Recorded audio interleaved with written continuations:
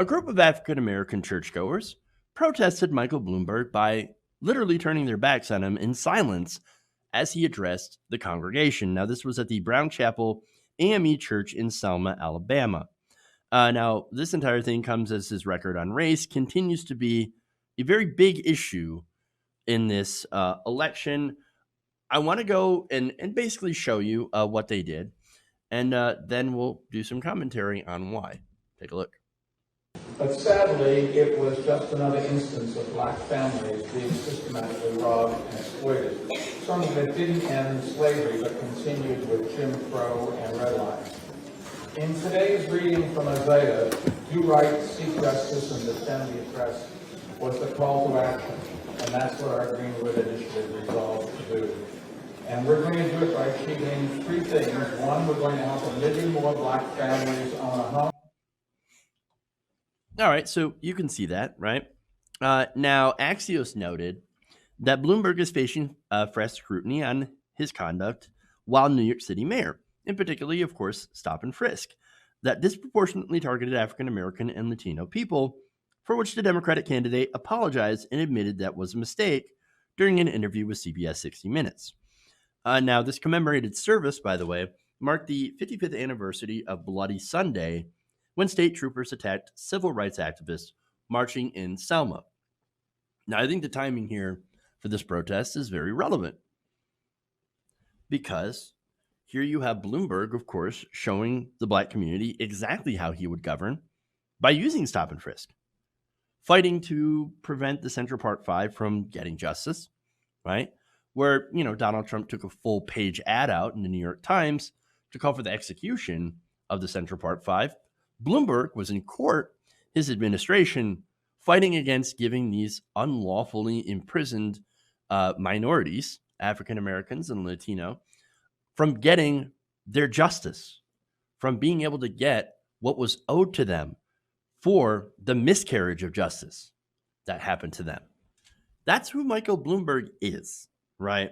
Not only that, but he blamed the financial crisis, 2008 when the banks failed, on the end of the practice of redlining. Redlining, of course, an incredibly racist housing practice. So that destroys black wealth. And now Bloomberg is out here lying about his record by spending hundreds of millions of dollars on ads, inundating everyone with ads. You can't go on Facebook. You can't go on YouTube. You can't watch television without seeing multiple Mike Bloomberg ads. He's basically everywhere, but that's what money buys you, right? Money buys you airtime, access, etc. Everything. That's all Michael Bloomberg has. And so, look, I like that this protest happened, right? Now, let me give you more about Bloomberg's record on this, too. He says that he tried to end the practice of stop and frisk. He didn't. That's a complete lie. In fact, stop and frisk, he actually encouraged the use of it far more. Now, one amazing stat there is that 90% of the stops, right, that happened under stop and frisk were, just basically stops to harass minorities. 90% of them did not amount in any sort of arrest or find any sort of criminal action. Again, it was a way to harass minorities.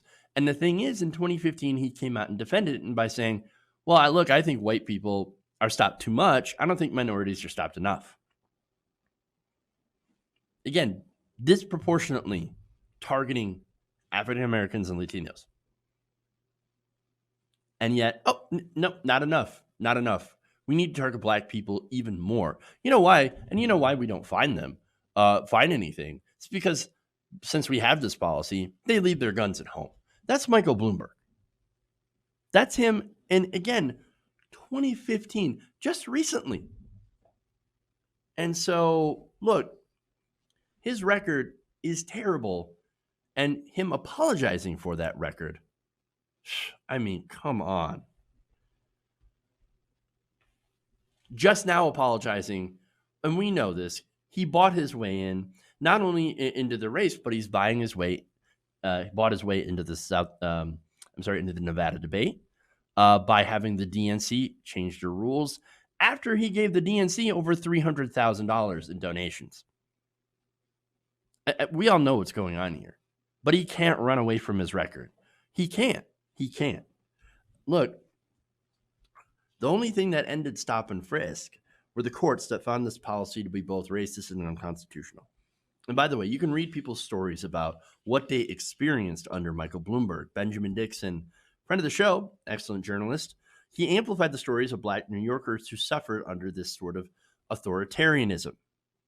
So with all of that, again, it's important to note that this happened at the 55th anniversary of Bloody Sunday.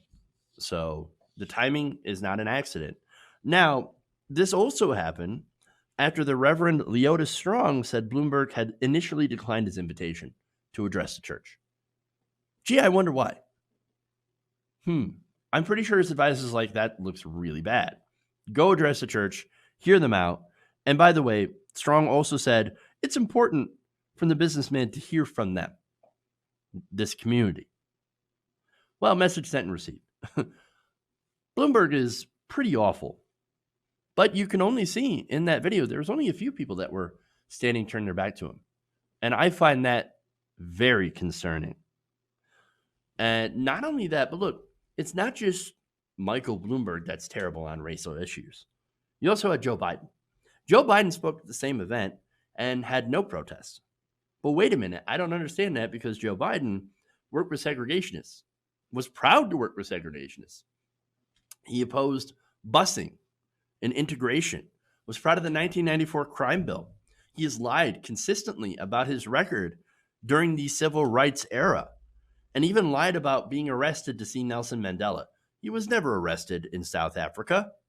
That's insanity. It's a complete and utter lie. And so I don't understand how Joe Biden is getting a pass on this, and even Bloomberg is getting somewhat of a pass on this. I mean, he's actually polling, I think, third among African-American voters.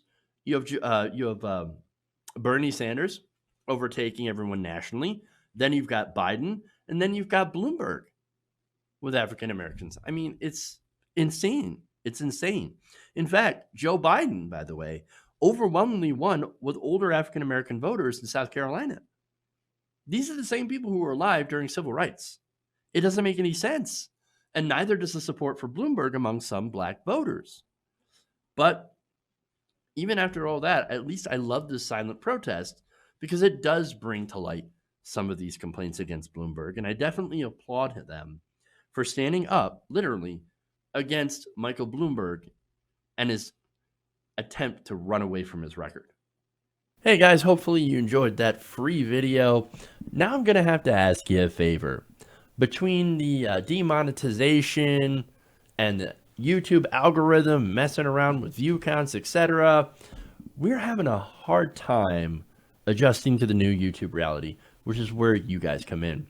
See, we have a Patreon, patreon.com/TYTNation, set up to help us rely on you guys, the viewers, instead of big corporate ads. Look, you know the show. You know how I'm not in favor of big corporations anyway.